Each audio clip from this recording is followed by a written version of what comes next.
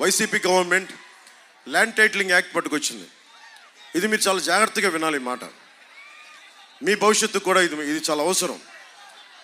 మీరు చెప్పండి, ఒక బ్యాంక్ అకౌంట్ మీ దగ్గర ఉంటే మీరు ఎంత కాదనుకున్నా ఇది భారతదేశపు మౌలికమైన సమస్య. ఇది చేతిలో నేను నీకు ఎలా చెప్తాను, డిజిటల్గా నేను నీకు ఇచ్చేస్తాను, నీ మొత్తం ఆస్తి పత్రాలన్నీ డిజిటల్గా ఉంటాయని జగన్ చెప్తా ఉన్నాడు.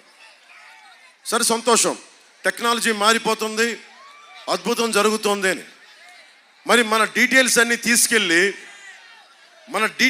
తీసుకెళ్ళి హైదరాబాద్లోని అక్కడ మనం కూర్చోబెట్టి ఒక కంపెనీలో పెడతాడు. నానక్రామగూడలో ఒక కంపెనీ ఉంది, వైసీపీ వాళ్ళది.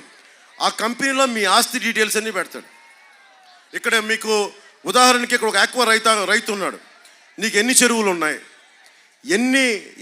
నీకు ఏమేమి ఉన్నాయి, అది ఎవరికి వెళ్తుంది, దానికి ముందు వెళ్ళింది మొత్తం డిజిటల్గా వాళ్ళ దగ్గర ఉంటుంది. మీకు స్టాంప్ పేపర్లు ఉండవు.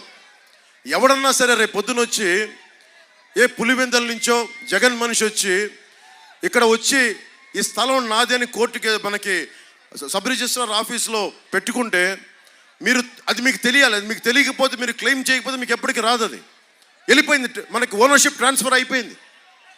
ఇది మన తాతగారులు ఇచ్చింది, మన పిత్రార్జితం, మన కష్టార్జితం కావచ్చు.